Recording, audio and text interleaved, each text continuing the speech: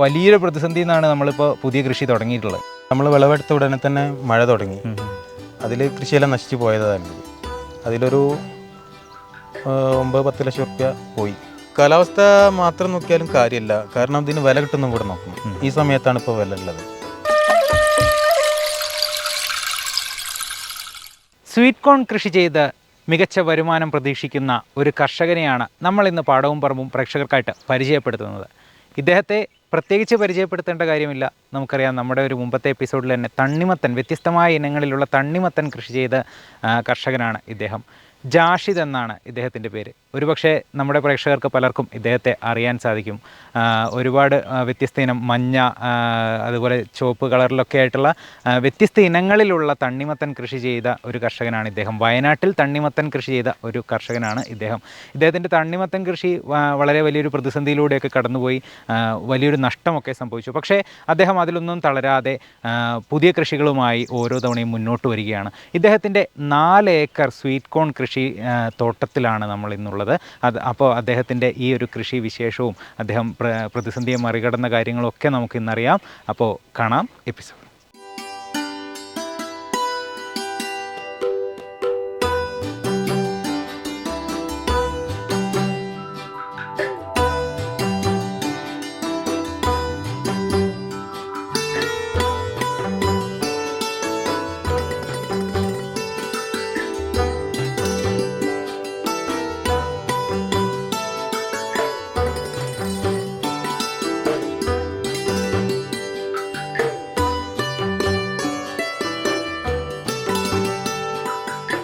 അപ്പോൾ വ്യത്യസ്തമായ പല കൃഷികളും കൊണ്ട് എല്ലാവരെയും അത്ഭുതപ്പെടുത്തുന്ന ആളാണ് ജാഷിക്ക.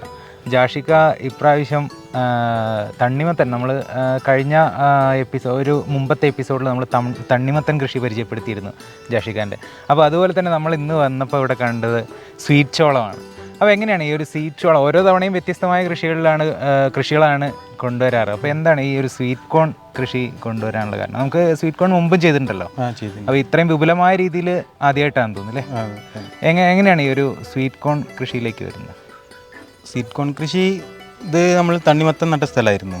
അപ്പോൾ നമ്മൾ ബെഡൊക്കെ എടുത്ത് ആദ്യം മൾച്ചിങ് ഷീറ്റൊക്കെ ചെയ്ത് റെഡിയാക്കി വെച്ച സ്ഥലങ്ങളാണ്. അപ്പോൾ പിന്നെ ഇതിൽ വേറെ പണികളൊന്നും എടുക്കാതെ നമ്മൾ ചെയ്യാൻ പറ്റിയത് ഇപ്പോൾ ഒരു സ്വീറ്റ് കോൺ ആണ് എളുപ്പത്തിൽ.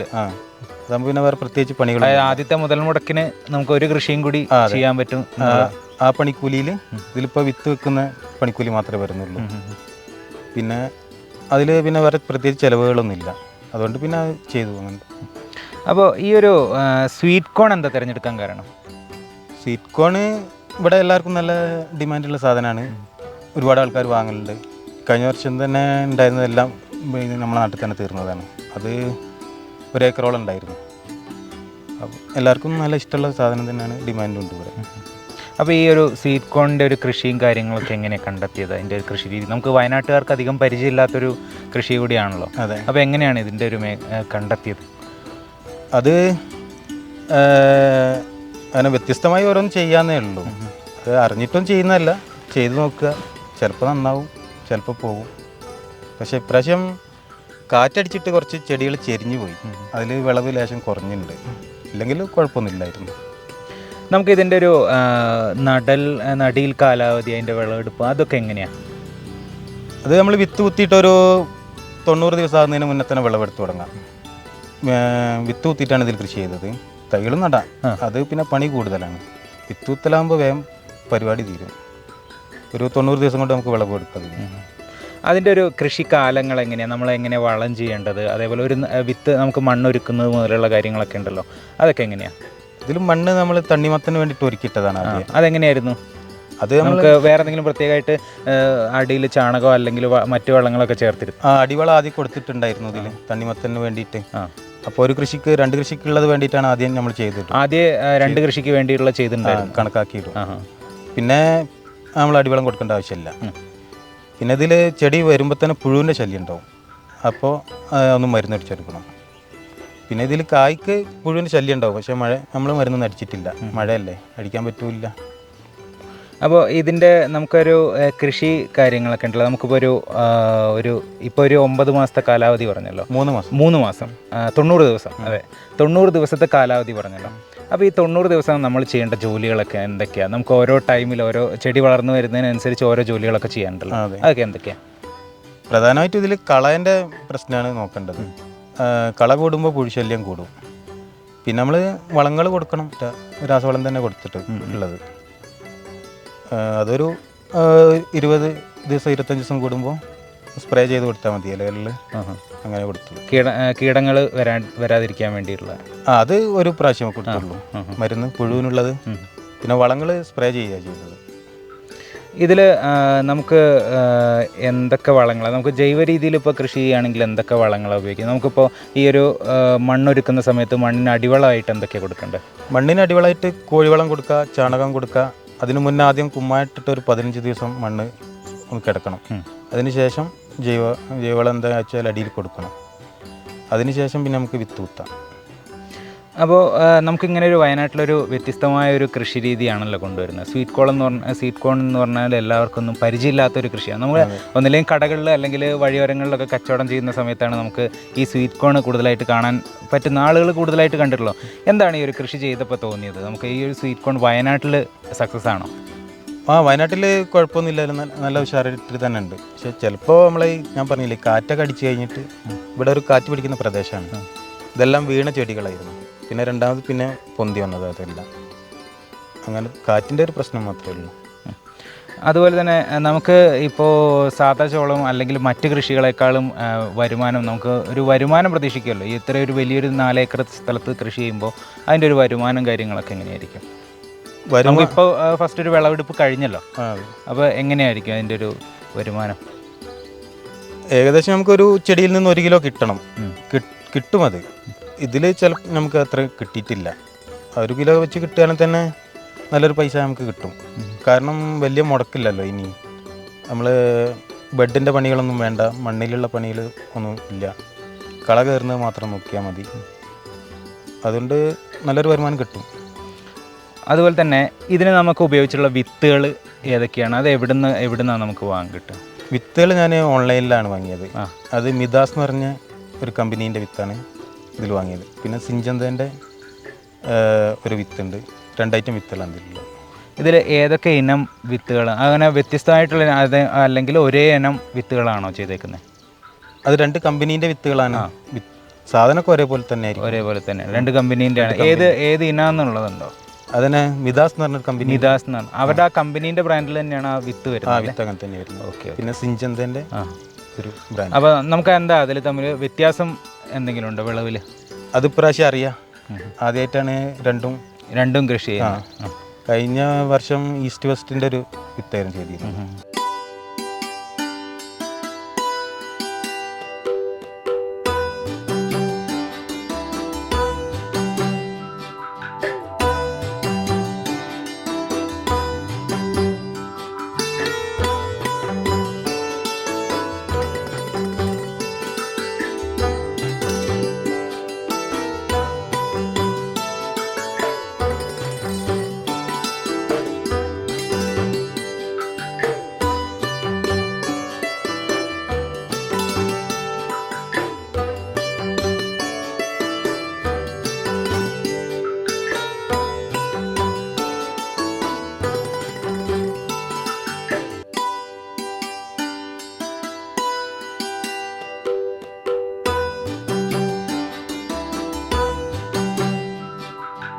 നമുക്ക് കഴിഞ്ഞ നമ്മൾ മുമ്പത്തെ ഒരു എപ്പിസോഡിൽ പരിചയപ്പെടുത്തിയാൽ അന്ന് തണ്ണിമത്തൻ്റെ ഒരു സ്റ്റാർട്ടിങ് സ്റ്റേജ് ആയിരുന്നു വിളവെടുപ്പ് തുടങ്ങാൻ. എങ്ങനെ ഉണ്ടായിരുന്നു ആ ഒരു തണ്ണിമത്തൻ കൃഷി?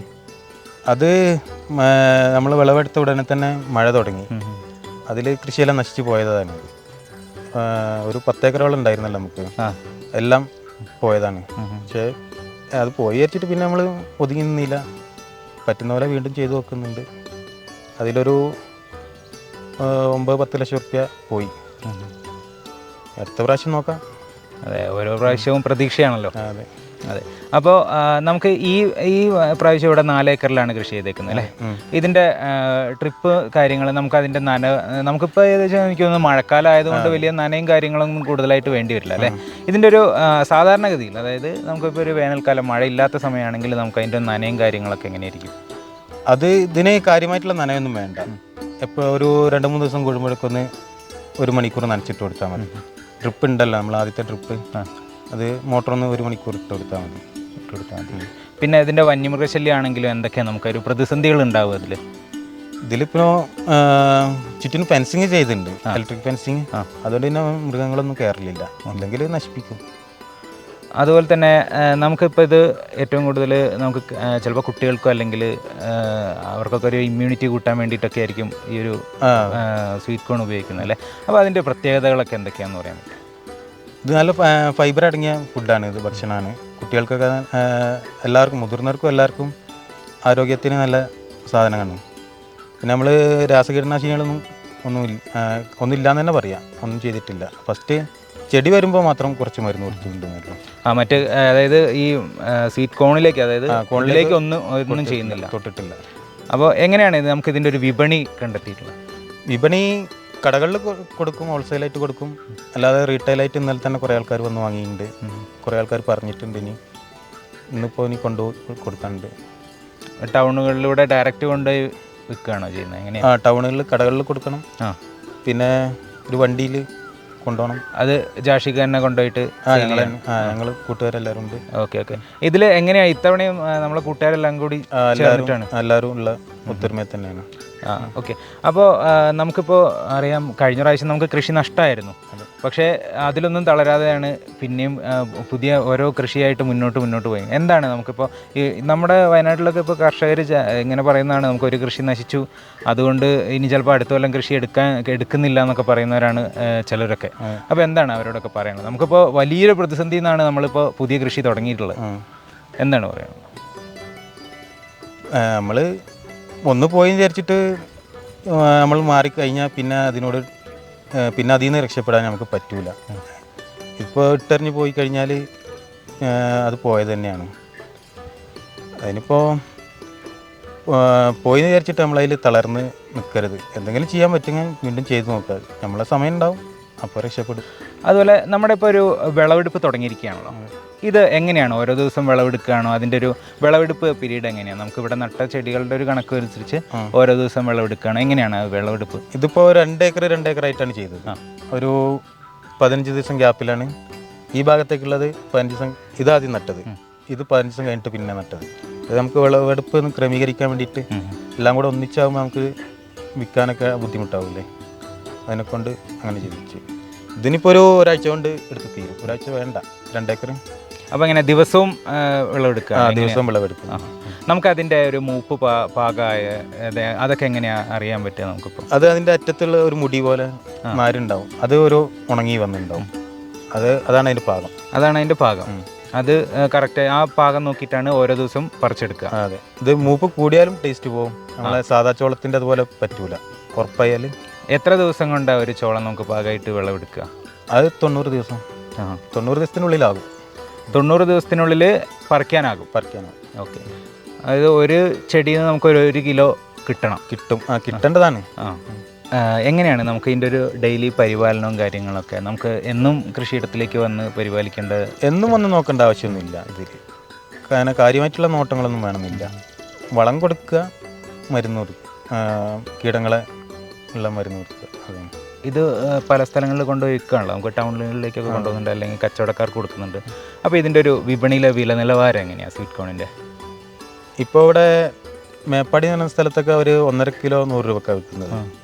കടക്കാരും വണ്ടിക്കാരും എല്ലാവരും. ബത്തേരി 2 കിലോ 100 അങ്ങനെ എന്തോ ആണ്. ഞങ്ങൾ ഇവിടെ വിൽക്കൽ 2.5 കിലോ 100 രൂപ വെച്ചിട്ട് വിൽക്കൽ. നമുക്ക് പിന്നെ ഇടനിലക്കാരൊന്നും ഇല്ലല്ലോ, ഡയറക്റ്റ് ആണ്. അതുകൊണ്ട് തന്നെ നല്ല സാധനം ആളുകളിലേക്ക് ഫ്രഷ് ആയിട്ട് തന്നെ ഇവിടുന്ന് കിട്ടുകയും ചെയ്യും. ആളുകൾക്ക് കഴിഞ്ഞാൽ വെള്ളക്കുറവിൽ ഫ്രഷ് ആയിട്ടുള്ള ഇത് കിട്ടുകയും ചെയ്യും അല്ലേ? അപ്പോൾ നമ്മൾ ഇതിപ്പോൾ 2ാമത്തെ തവണയല്ലേ സ്വീറ്റ് കോൺ കൃഷി ചെയ്യുന്നത്. അപ്പോൾ എങ്ങനെയാണ് ഈ വയനാടിൻ്റെ കാലാവസ്ഥയ്ക്കും അതുപോലെ വയനാടിൻ്റെ മണ്ണിനും ഈ ഒരു സ്വീറ്റ് കോൺ കൃഷി അനുയോജ്യമാണ്? അതായത് ഇനി ഈ ഒരു ഇത് കണ്ടിട്ട് ആളുകൾക്ക് ഇതിലേക്ക് വരാൻ താല്പര്യമുണ്ടെങ്കിൽ എന്താണ് ഈ ഒരു കാലാവസ്ഥയും മണ്ണും ആണല്ലോ നമുക്ക് ഏറ്റവും പ്രധാനം. അപ്പോൾ എന്താണ് ഈ ഒരു കാലാവസ്ഥയും മണ്ണും നമുക്ക് എങ്ങനെയാണ് അനുയോജ്യമാവുന്നത്? കാലാവസ്ഥ മാത്രം നോക്കിയാലും കാര്യമില്ല. കാരണം ഇതിന് വില കിട്ടുന്നതും കൂടെ നോക്കണം. ഈ സമയത്താണ് ഇപ്പോൾ വില ഉള്ളത്. ഇനി കുറച്ചുകൂടെ കഴിഞ്ഞാൽ വില മൊത്തം പോകും, മൊത്തം കുറയും. ഇപ്പോൾ കർഷകർക്ക് തീരെ ഒന്നും കിട്ടാതെയാവും. പിന്നെ നമ്മളെ വയനാട്ടിലും സാധനം നന്നായിട്ടുണ്ടാവും. ഇതിൽ കണ്ടാൽ തന്നെ അറിയാമല്ലോ, നമുക്ക് കായ്കളൊക്കെ നല്ല വലുപ്പമുള്ളതും ഉണ്ട്. പിന്നെ കാര്യമായിട്ടുള്ള വളങ്ങളൊന്നും ഞാൻ കൊടുത്തിട്ടുമില്ല, അതിൻ്റെ ഒരു കുറവുണ്ട്. അങ്ങനെ തന്നെ. അതുപോലെ തന്നെ ഇത് നമുക്കിപ്പോൾ കൂടുതലായിട്ട് വരുന്ന ഈ കർണാടക, തമിഴ്നാട് അങ്ങനെയുള്ള ഭാഗങ്ങളിലൊക്കെ ആണല്ലോ.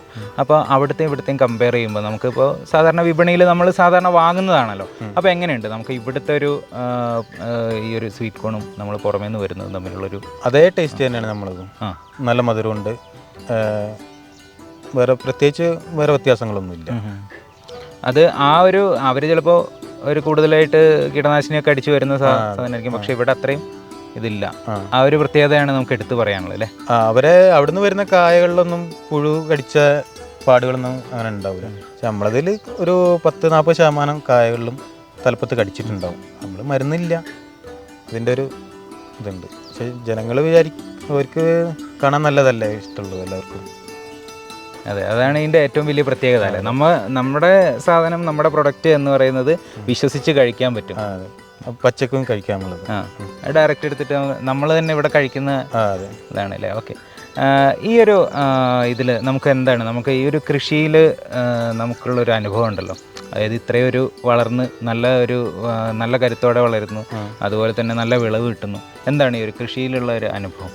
അത് നമ്മൾ വിത്ത് കുത്തിയിട്ട് അത് മുളച്ച് വരുന്നത് തൊട്ടിട്ട് നമുക്ക് ഓരോ സ്റ്റെപ്പിൽ ഓരോ സന്തോഷമാണ്. രാവിലെ നമ്മൾ വന്ന് നോക്കുമ്പോൾ കാണുന്നത് മുളച്ച് വരുന്നത്, പിന്നെ ചെടി വളരുന്നത്, പൂവ് വരുന്നത് ഒക്കെ കാണുമ്പോൾ മനസ്സിനൊരു സന്തോഷം. അതുതന്നെയാണ് ഈ കാർഷിക മേഖലയിൽ ജാഷിഖാനെ പിടിച്ചു നിർത്തുന്നത്. അങ്ങനെ പ്രതിസന്ധികളിൽ തളരാത്തവരാണ് നമ്മുടെ കർഷകർ. അതിനുള്ള ഏറ്റവും വലിയ ഉദാഹരണമാണ് ജാഷിദ് ഖാൻ. അദ്ദേഹത്തിൻ്റെ കൃഷി ഒരു വരുമാന മാർഗം മാത്രമല്ല, നല്ല ഉൽപ്പന്നങ്ങൾ വിപണിയിലേക്ക് എത്തിക്കുക എന്നൊരു ലക്ഷ്യം കൂടി അദ്ദേഹത്തിനുണ്ട്. അത് അദ്ദേഹത്തിൻ്റെ കൃഷി രീതിയും അദ്ദേഹത്തിൻ്റെ നമ്മൾ ഇടപഴകി സംസാരിച്ചതിൽ നിന്ന് വ്യക്തമാണ്. ഒരു വരുമാനം മാത്രമല്ല അദ്ദേഹം ലക്ഷ്യം വെക്കുന്നത് എന്നുള്ളത് അദ്ദേഹത്തിൻ്റെ ഓരോ വാക്കുകളിൽ നിന്നും വ്യക്തമാണ്. അപ്പോൾ എന്തായാലും ഇന്നത്തെ ഈ ഒരു വ്യത്യസ്ത കൃഷി കാഴ്ചയോടെ പാടവും പറമ്പും ഇന്നത്തെ എപ്പിസോഡ് ഇവിടെ പൂർണ്ണമാവുകയാണ്. അടുത്തയാഴ്ച മറ്റൊരു കൃഷി വിശേഷവുമായി വീണ്ടും കാണാം. നന്ദി, നമസ്കാരം.